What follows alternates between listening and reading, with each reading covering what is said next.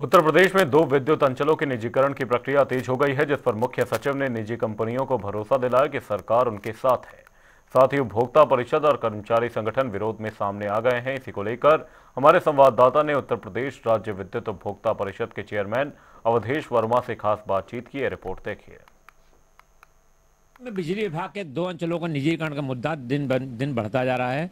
खुद chief secretary Manoj Singh के बयान के बाद ये मामला और गर्मा गया। एक तरफ जहां कर्मचारी आंदोलित हैं और लगातार वो प्रदर्शन धरना करके अपनी विरोध जता रहे हैं, वही उपभोक्ता परिषद लगातार विरोध कर रहा है। उसके बावजूद चीफ सेक्रेटरी ने कहा कि ये हम आगे बढ़ाएंगे प्रस्ताव और निजीकरण प्रस्ताव आगे बढ़ेगा, किसी के पीछे हटने की जरूरत नहीं है।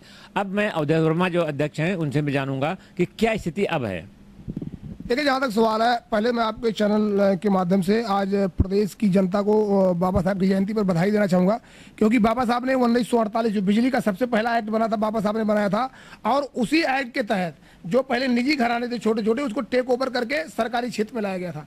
और बाबा साहब ने 1934 में कहा था बिजली हमेशा सरकारी क्षेत्र में रहना चाहिए। और आज जब बाबा साहब की जयंती जब पूरे देश में लोग धूमधाम से मना रहे हैं, तो ये जो भारतीय जनता पार्टी भी बड़ी बड़ी बातें कर रही है, वो पूरे बिजली क्षेत्र को सार्वजनिक क्षेत्र के बजाय निजी क्षेत्र में ले जाना चाहती है।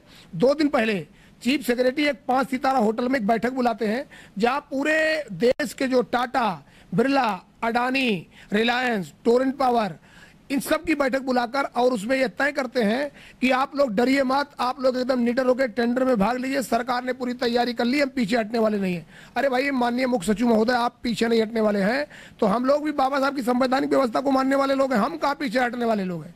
पहले आप ये बताएं कि वास्तव में ये क्या संवैधानिक प्रक्रिया है।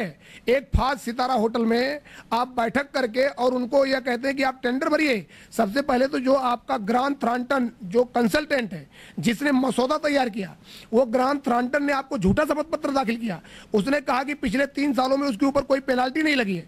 और मैं आपको दिखाना चाहता हूं, PCAOB, ये public company accounting oversight board, ये अमेरिका का जो वहां का रेगुलेटर होता है, ये ग्रांट थ्रॉन्टन पर $40,000 और सेंसरिंग अवार्ड किया। $40,000 की पेनाल्टी लगा और सेंसरिंग अवार्ड किया।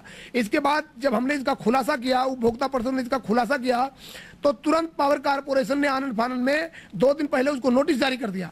नोटिस जारी करने के बाद 24 घंटे में जवाब मांगा।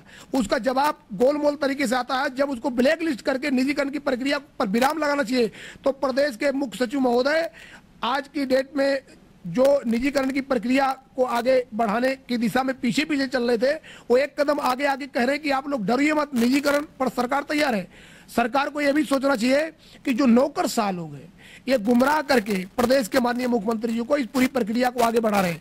हमको याद है कि मुख्य सचिव महोदय भूल गए 5 दिसंबर 2024 को, जब उन्होंने पूरा एजेंडा तैयार करके एनर्जी टास्क फोर्स से पास कर दिया, और पौने दाम में बिजली कंपनियों को देने की बात होने लगी और निजी कंपनियों के लिए रास्ता खोल दिया, रेड कारपेट बिछा दिया। 1 रुपए जमीन पर सभी बिजली कंपनियों को निजी क्षेत्र में देने की बात होने लगी।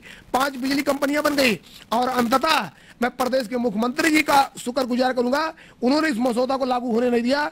नहीं तो 5 दिसंबर 2024 को जब उन्होंने पास किया था एनर्जी टास्क फोर्स से, उसी वक्त ये मसौदा आगे बढ़ जाता। फिर मैं कहना चाह रहा हूं आपके चैनल के माध्यम से, ये पूरा मसौदा असंवैधानिक है और असंवैधानिक तरीके से इस प्रक्रिया को आगे बढ़ा रहे हैं। निश्चित तौर पर वो उनकी जीत नहीं होगी।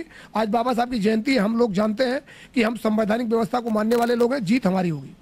वर्मा जी, देखिए, भाजपा लगातार दावा करती है, सभी दल दावा करते हैं हम बाबा साहब के सिद्धांतों में चल रहे हैं और बाबा साहब के बताए रास्ते चल रहे हैं। तो जब बाबा साहब ने खुद जो है निजीकरण को जो है नहीं तवज्जो दी, उन्होंने सार्वजनिक क्षेत्र में बिजली व्यवस्था की, तो क्या ये उनके पर सम्मान नहीं है?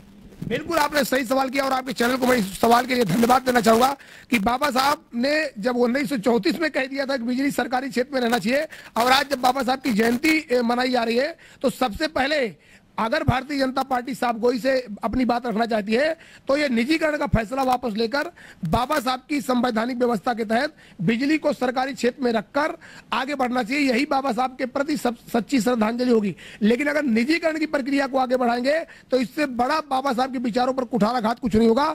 और एक बात और स्पष्ट कर देना चाहता हूं, भारतीय जनता पार्टी ने जब अपना संकल्प पत्र बनाया, कहा 4 करोड़ लोगों से इस पर राय ली गई। उस संकल्प पत्र में निजीकरण का मसौदा नहीं था। जब आपके संकल्प पत्र में निजीकरण का मसौदा नहीं था, तो प्रदेश की जनता को आप गुमराह क्यों कर रहे हैं?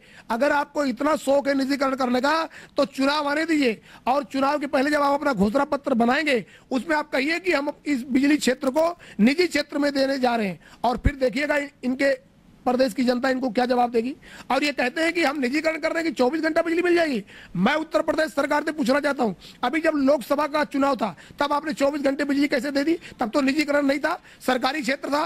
तो ये सब मिलाकर गुमराह करने वाली बात है और इस पर माननीय मुख्यमंत्री जी को पुनर्विचार करते हुए निजीकरण के फैसले को वापस करना चाहिए और बाबा साहब की संवैधानिक व्यवस्था और बाबा साहब को सच्ची श्रद्धांजलि देते हुए, बाबा साहब के विचारों पर आगे बढ़ते हुए बिजली को सरकारी क्षेत्र में आगे बढ़ाकर 24 घंटे बिजली देने का रास्ता निकालना चाहिए। मेरा अंतिम सवाल आपने जैसा कहा कि क्या जो है अगर ये सरकार निजीकरण करती है तो इसका असर क्या चुनाव पर भी पड़ सकता है? निश्चित तौर पर चुनाव पे पड़ेगा। सबसे पहले तो प्रदेश की जनता यही सवाल करेगी कि आपने अपने घोषणा पत्र में, संकल्प पत्र में 4 करोड़ लोगों से राय लेने के बाद आपने उसमें जब निजीकरण का मसौदा नहीं था तो आपने क्यों निजीकरण किया? जब निजीकरण का मसौदा नहीं था तो इसका मतलब कहीं न कहीं आप जो उद्योगपतियों को लाभ देने के लिए आगे बढ़े तो प्रदेश की जनता वोट की ताकत से जवाब देगी। इसलिए प्रदेश के मुख्यमंत्री जी को इस पर पुनर्विचार करना चाहिए और ऊर्जा मंत्री और कुछ जो नौकरशाह हैं, ऊर्जा मंत्री भी एक नौकरशाह हैं, इस प्रकार के नौकरशाहों जो गुमराह कर रहे हैं इनके बहकावे में न आकर बिजली को सार्वजनिक क्षेत्र में आगे लाकर बाबा साहब को सच्ची श्रद्धांजलि देना चाहिए। तो थे उदय वर्मा जी, इनका कहना है कि बिजली को अगर निजीकरण किया जाता है तो इसका असर आम जनता पड़ेगा और आम जनता जो है इसको चुनाव में जो है इसकी जो है अपना विरोध भी दाखिल कर सकती है और विरोध व्यक्त कर सकती है। और बिजली व्यवस्था को अगर बाबा साहब सच्ची श्रद्धांजलि देनी है तो इसको जो है निजी क्षेत्र के बजाय सार्वजनिक क्षेत्र में रहने दिया जाए, जो सबके हितों में होगा। करापसन रियाद के साथ TN मिश्रा, जनता TV, लखनऊ।